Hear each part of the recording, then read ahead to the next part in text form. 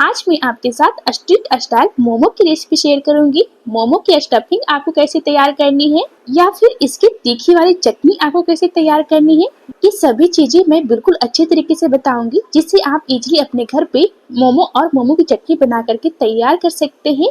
जब आप इस तरीके से मोमो और मोमो की चटनी बना लेंगे ना, तो मेरी गारंटी है आप मार्केट के खाना हमेशा के लिए भूल जाएंगे। तो चलिए बनाना शुरू करते हैं।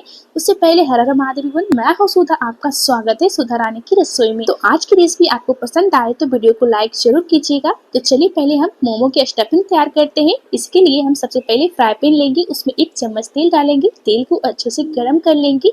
अब यहाँ पे बारीक कटी हुई लहसुन, अदरक और हरी मिर्च लेंगे। तीखा है जो अपने अनुसार कम ज्यादा कर सकते हैं। अब हम इन सारी चीजों को हाई फ्लेम पे कुछ सेकंड के लिए भून लेंगे। अब हम इसमें डाल देंगे कुछ सब्जियां। यहाँ पे हमें लिए बारीक कटी हुई प्याज आधा कप, बारीक कटी हुई शिमला मिर्च 1/4 कप, बारीक कटी हुई गाजर 1 कप। अब इन सारी सब्जियों को हम हाई फ्लेम पे 1 मिनट के लिए भून लेंगे। सब्जियों को है जो हाई फ्लेम पे भूनिएगा, जिससे इसमें जो भी पानी रहेंगे ना वो जल्दी सूख जाएंगे। सब्जियों को हम पका करके इसीलिए ऐड कर रहे हैं क्योंकि सब्जियों में पानी है ना बहुत ज़्यादा रहती है। अब यहाँ पे हमने 2 कप ले लिए हैं पत्ता गोभी, जिसको हमने कद्दूकस कर लिए हैं। आप इसे बारीक चॉप करके भी ले सकते हैं। अब पत्ता गोभी को हम 1 मिनट के लिए हाई फ्लेम पे भून लेंगे, ताकि इसमें जो भी पानी रहेंगे ना अच्छे से सूख जाएंगे। और हम सब्जियों को लगातार चलाते रहेंगे क्योंकि यहाँ पे हमने फ्लेम को हाई रखी है, इसलिए सब्जियाँ जल सकती है, इसलिए लगातार इसे चलाते रहिएगा। अब सब्जियां की पानी है जो बिल्कुल अच्छी तरह से सूख गई है। अब इसमें हम डाल देते हैं 1/4 चम्मच काली मिर्च पाउडर, आधा चम्मच नमक, आप टेस्ट अकॉर्डिंग नमक ले सकते हैं। अब साथ ही में डाल देंगे बारीक कटी हुई हरा धनिया। अब इन सारी चीजों को अच्छे से मिक्स कर लेते हैं और फ्लेम को ऑफ कर देते हैं। और यहाँ पे मोमो की स्टफिंग बिल्कुल तैयार है और देखिए कितनी यम्मी लग रही है ना। अब इसे एक प्लेट में निकाल लीजिए और इसे ठंडा होने के लिए छोड़ दीजिए। जब तक स्टफिंग ठंडी हो रही है तब तक हम मोमो की चटनी तैयार कर लेते हैं। इसके लिए एक सॉसपैन लीजिए और उसमें 4 टमाटर, पके पके टमाटर लीजिएगा। उसको 2 भाग में डिवाइड कर लीजिएगा, जिससे छिलके हैं ना बिल्कुल इजीली निकल जाते हैं। इसको कट करके ऐड करने से इसमें डाल दीजिए और इसी के साथ 2 सूखी लाल मिर्च डाल दीजिए। तो यहाँ पे हमने तीखी वाली मिर्च ली है, इसे 2 ऐड किए। अगर आप काश्मीरी मिर्च ले रहे हैं तो आप 6-7 ले सकते हैं। अब इसमें 1 कप पानी डाल देते हैं। इसी के साथ हम आधा चम्मच नमक डाल देते हैं।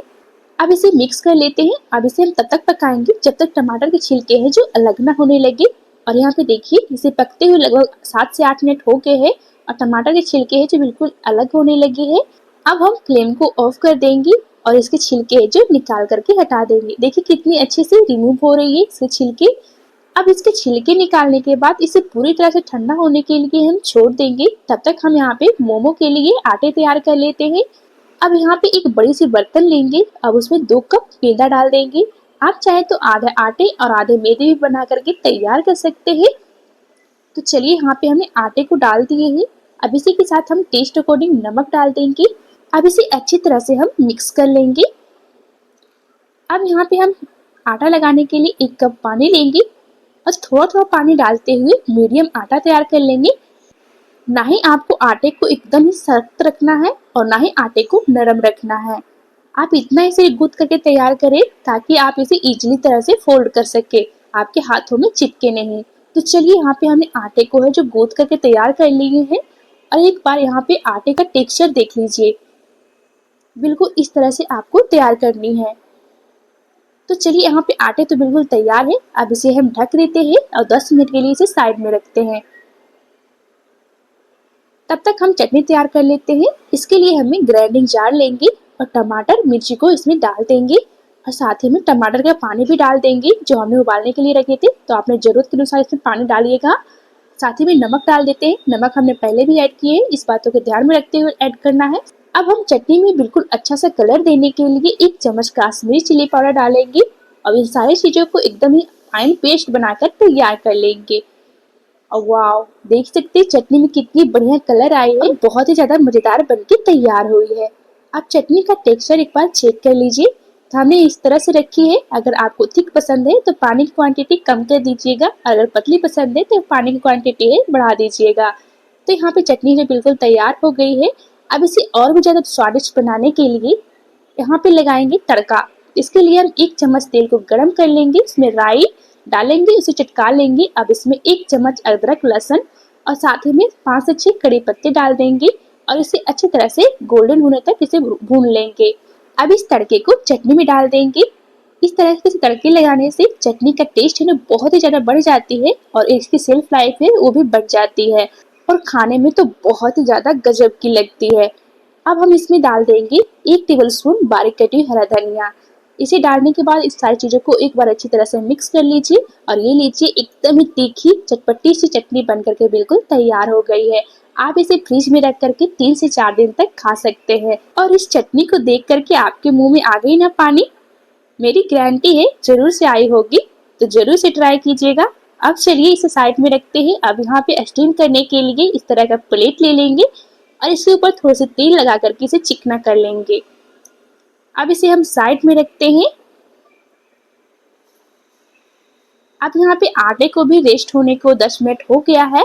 अब इसे वापस से हम एक बार गूंथ करके चिकना कर लेंगे। तो चलिए यहाँ पे आटे बिल्कुल तैयार हो गए हैं। अब इसे 2 भाग में हम डिवाइड कर देंगे। अब एक वाले पोर्शन को ढक करके साइड में रख दीजिए ताकि ये सूखे नहीं। अब एक वाले पोर्शन लेना है और इसे रोल कर लेना है, बिल्कुल लंबे रोल कर लेना है, बिल्कुल इस तरह से। ये देखिए, तो यहाँ पे रोल कर लिए हमने। अब यहाँ पे इसके छोटे छोटे पीसेस कट करके हम तैयार कर लेंगे। इस तरह से हमारे मोमो है जो एक शेप में बनके तैयार होती है, बड़े छोटे नहीं बनते हैं। तो चलिए यहाँ पे हमने इसे पीसेस कर लिए हैं। अब यहाँ पे एक पोर्शन लेना है और इस तरह से रोल करके पेड़े बनाकर इसी तरह से तैयार कर लेना है। सभी को इसी तरह से तैयार कर लेंगे। अब यहाँ पे एक पेड़े को लेंगे और सूखे मैदे में डिप कर लेंगे और इसे पूरी जितना बेल करके हम इसे तैयार कर लेंगे। तो चलिए इसे हमने बेल करके तैयार कर लिए हैं। अब इसको हम उठाएंगे। अब इसके ऊपर हमें 1 चम्मच स्टफिंग डाल देंगे। अब यहाँ पे सबसे नीचे है ना, उसको अंगूठे से इस तरह से दबाएंगे और उसको अंदर की साइड करेंगे, फिर से दबाएंगे और अंदर की साइड करेंगे और इस तरह से एकदम ही बढ़िया डिजाइन बन करके तैयार हो जाती है। बिल्कुल इस तरह से कीजिएगा, बहुत ही इजी लगते हैं। जब बनाने लगिएगा तो आपको भी मजा आएंगे बनाने में से। और ये लीजिए एकदम ही बढ़िया से डिजाइन ये बन करके बिल्कुल तैयार हो गई है। इसी तरह से हम सारे मोमो का डिजाइन बनाकर तैयार कर लेंगे। आप चाहे तो अपने मनपसंद कोई भी शेप बनाकर तैयार कर सकते हैं, जो भी आपको आसान लगे। अब हम इसके ऊपर थोड़े से तेल लगा देंगे, जिससे जब हम स्टीम करेंगे ना तो मोमो ड्राई नहीं होगी और एकदम ही सॉफ्ट बने रहेंगे। अब यहाँ पे मोमो स्टीम करने के लिए बिल्कुल तैयार है। अब यहाँ पे एक तरफ अपने पानी को गर्म होने के लिए कढ़ाई में रख दिए हैं। अब यहाँ पे केयरफुली मोमो को डाल दीजिए। अब इसे ढक दीजिए और लो टू मीडियम फ्लेम पे इसे 10 से 12 मिनट के लिए स्टीम कर लीजिए। यहाँ पे 10 मिनट हो गए हैं। अब इसमें एक अच्छा सा लुक देने के लिए इसके ऊपर हम थोड़े से मसाले डाल देंगे। आप चाहे तो मैगी मसाला भी डाल सकते हैं या फिर सिंपल भी रख सकते हैं और थोड़े से बारीक कटी हरा धनिया इसके ऊपर डाल देंगे और वापस इसे 2 मिनट के लिए स्टीम कर लेंगे और 2 मिनट बाद इसका रिजल्ट देख सकते हैं। Wow, amazing! देखने में कितनी प्यारी लग रही है, एकदम बढ़िया और बहुत ही ज्यादा स्वादिष्ट लग रही है। तो देर किस बात की है दोस्तों, एक बार इस तरीके से मोमो और मोमो की चटनी बना करके देखिए, आप भी इसके दीवाने हो जाएंगे और मार्केट की इस मोमो चटनी खाना ही हमेशा के लिए भूल जाएंगे। तो चलिए आपको मैं एक मोमो तोड़ के दिखाती हूँ, अंदर से सॉफ्ट और जूसी बन के तैयार हुए, देख सकते हैं, है ना बहुत ही मजेदार। तो आज की रेसिपी आपको पसंद आई हो तो वीडियो को लाइक और शेयर और एक प्यारा सा कमेंट करना बिल्कुल ना भूलें। फिर मिलते हैं, bye bye and take care.